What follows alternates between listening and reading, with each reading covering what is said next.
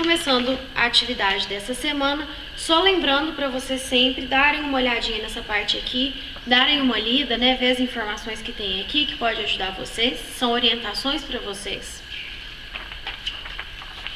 Bom, então, a atividade, né, dessa semana de vocês vai retomar algumas coisas que nós começamos a falar no início do semestre, né, antes das aulas pararem, um pouco sobre os modal verbs. Eu cheguei a falar do should com vocês, eu vou até colocar ele aqui.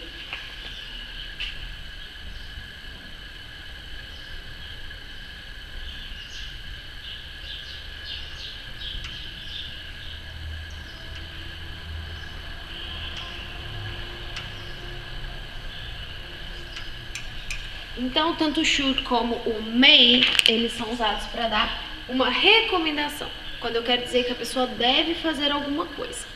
Então, eu comecei a falar sobre eles, né? Quem anotou lá certinho no caderno vai ter essa informação lá. Eu falei sobre outros também, mas aqui nesta atividade são esses que a gente precisa.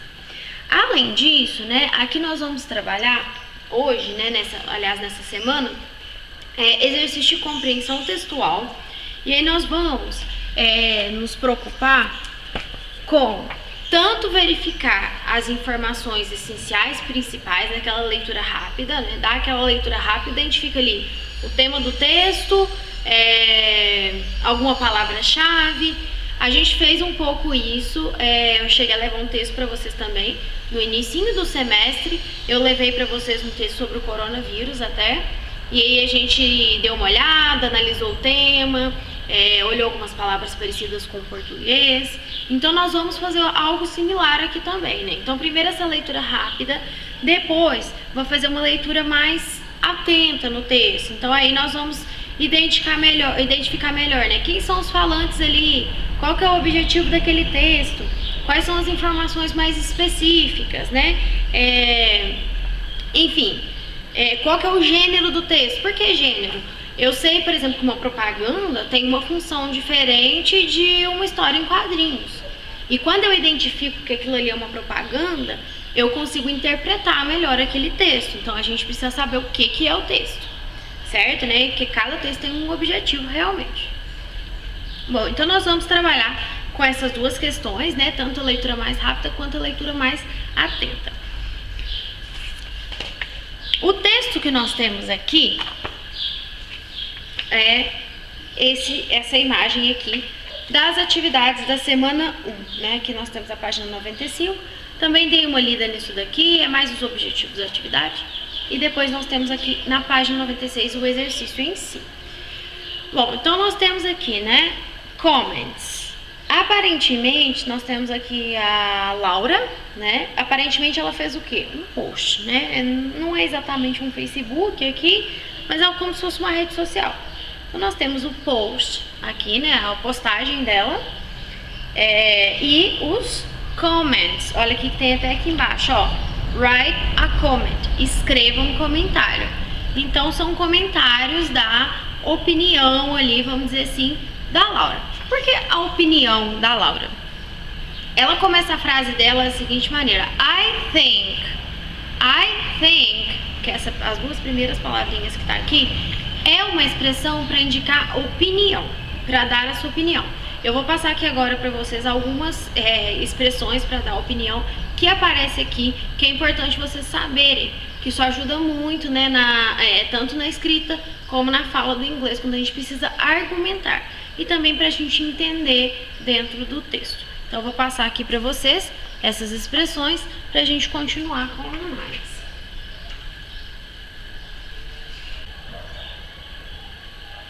Então nós temos aqui tanto para concordar como para discordar também de uma opinião, ou para dizer aquilo que o que você pensa e o que você não pensa, né? O que você acha e o que você não acha. Então nós temos I think, eu acho ou eu penso, e I don't think, eu não acho, eu não penso.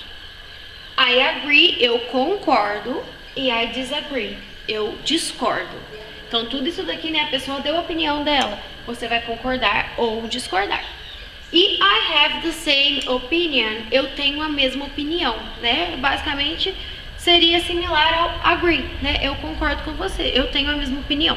Então tem significados parecidos esses dois, né? Bom, então seguindo aqui, ela diz: I think we should.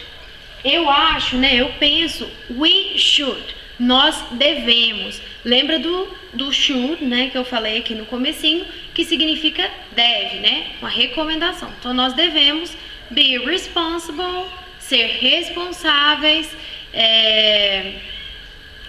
for other people's lives. Nós devemos ser responsáveis pela vida das outras pessoas. E ela continua: nobody should de novo aí, leave their homes unless it's for some important reason.